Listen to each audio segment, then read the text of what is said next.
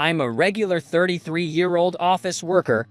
After graduating from Yale University, I landed a job at a major corporation headquartered in downtown New York. I've always been a bit timid, prone to getting easily upset over minor troubles, so my initial 3 years at the company were extremely difficult. I believe the reason I've managed to become a competent businessman is all thanks to the great bosses I've encountered so far. Especially after being assigned to the New York sales department at the age of 30, my boss, Thompson, seemed to take a special liking to me. Indeed, it was in this New York sales department that I met Mary Ann.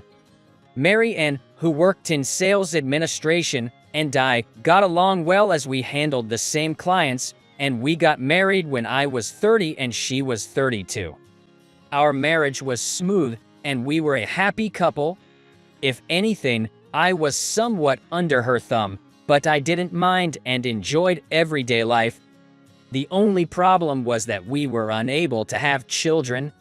Having children was a dream of mine, and I had always expressed this to Mary Ann. Mary Ann, who loves children, agreed, and we tried many times as a couple, but we were never blessed with a child. Despite this, I believed I had been leading a relatively smooth and prosperous life. That is, until the end of last year. From around December of last year, my circumstances changed dramatically. I began having fights with Mary Ann, who I rarely argued with since we got married, almost every day. For some reason, Mary Ann started to be on the warpath with me. While Mary Ann is quite blunt unlike me, she hates illogical or unfair situations. In other words, she's not the type to lose her temper unreasonably or treat people differently based on her mood. However, Mary Ann had become a different person. She no longer smiled at all, and if I came home a little late, she would say, "Why are you coming home so late? You're having an affair, aren't you? I'm going back to my parents' house," and she actually did. And if I sought intimacy at night, she would reject me, saying, "No way, don't touch me. It's disgusting." At first, I thought, well, people go through phases like this. Mary Ann had quit her job when we got married and was working part-time at a local supermarket during the day, so I figured that was probably a stressful work environment. Or maybe she was frustrated with herself for not getting pregnant, despite my constant desire for a child. So, I decided to let her do as she pleased for a while. However, instead of improving, the situation only got worse. Mary Ann's attitude became increasingly worse, and she often went back to her parents' house in New York. Even when I went to pick her up, I was turned away. I found myself raising my voice more and more, and our marital relationship had completely chilled. Then, in February of this year, Mary Ann presented me with divorce papers. When she coldly said, "It's a good thing we don't have children," I was furious for the first time in my life.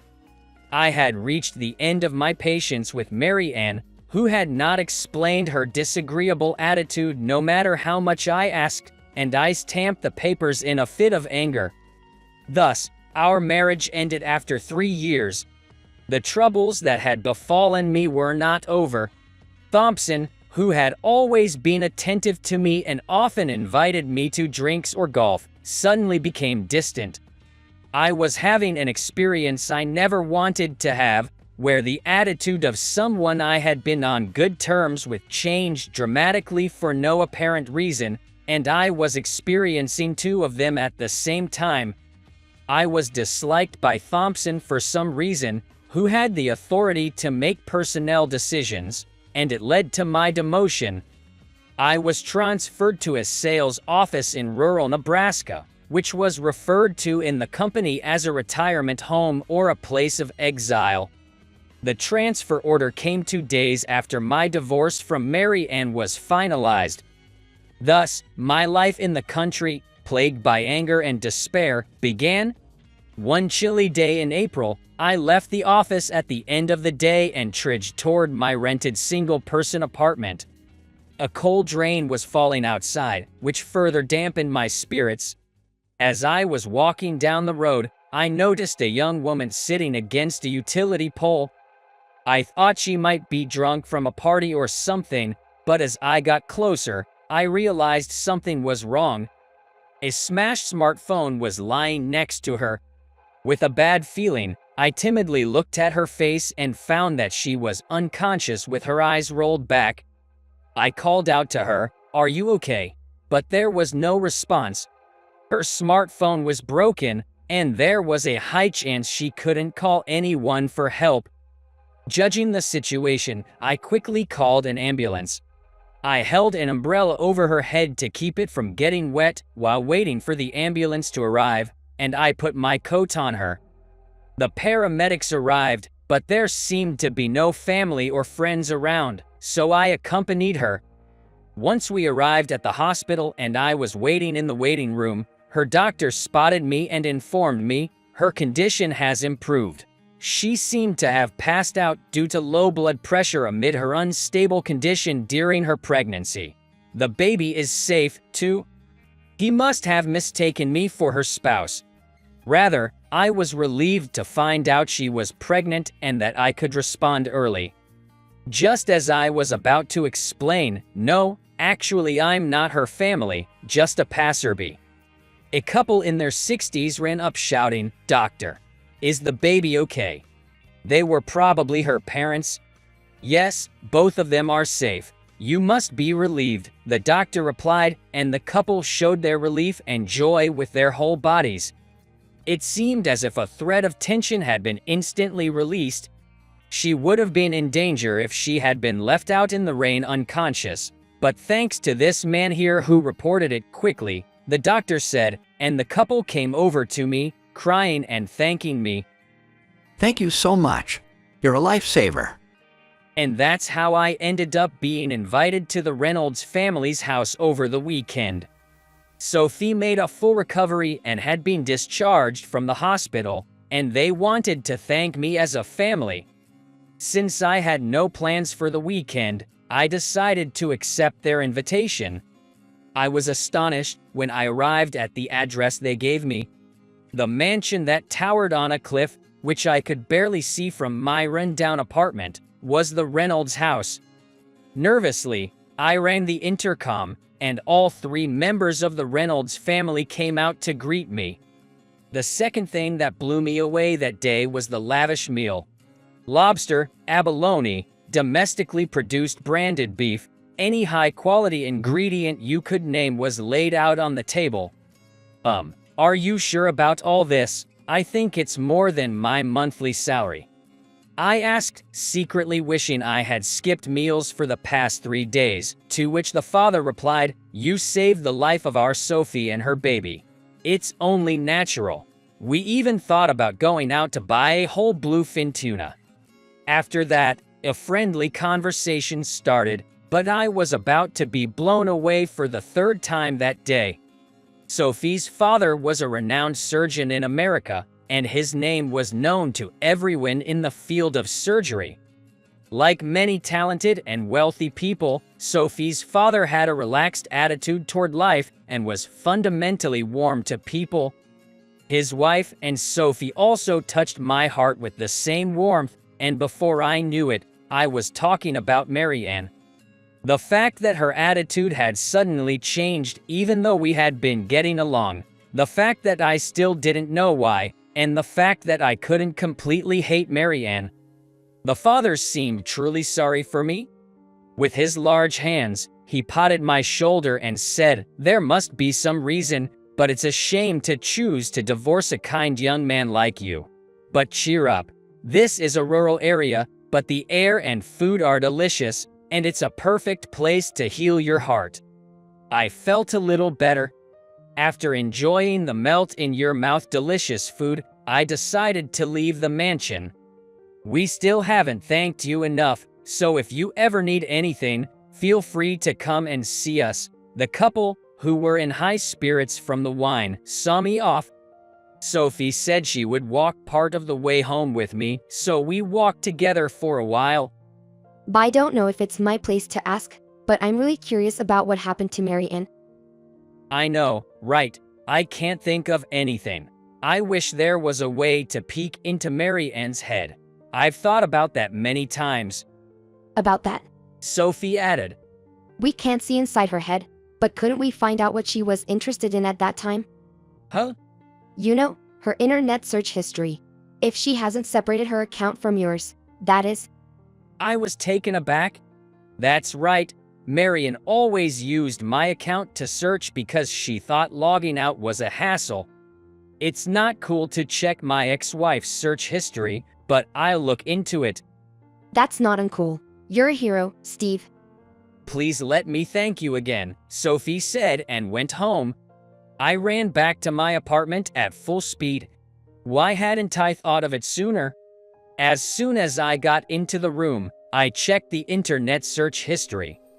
It started around the end of last year, when Mary Ann started acting strange. Checking my past records, I was struck dumb. It was as if time had frozen in place. And then, without thinking, I bolted out of my apartment. By the time I reached Mary Ann's childhood home in New York, it was late into the night. After a bit of hesitation, I pressed the intercom. The air was clear and the stars were clearly visible, but my heart was filled with an even darker cloud than this morning. After a while, Mary Ann came out of the house. She was trying to look displeased, but I could tell she was bittersweet, maybe even happy. Why didn't I notice?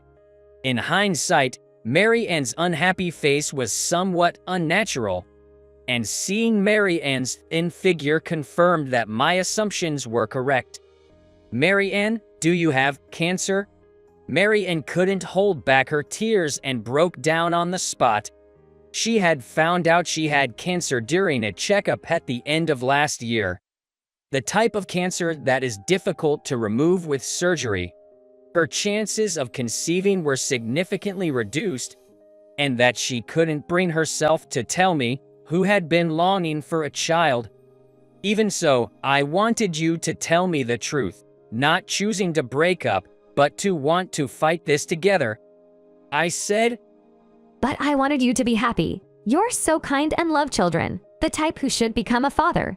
I thought you should have children with someone else, not with me who can't give birth. She replied. I hugged Mary Ann. It felt like it had been a long time.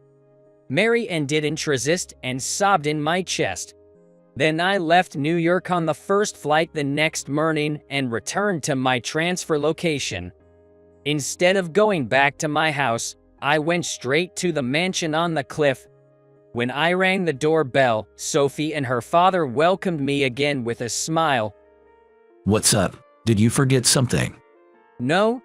I deeply bowed my head to Sophie's father on the spot. Sir, I beg you, please introduce me to the best doctor you know. I woke up in the gentle early summer sunlight. Today was Monday, a day I had to go to work.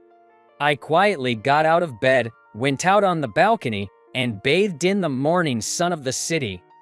5 years had passed since the divorce fiasco with Mary Ann.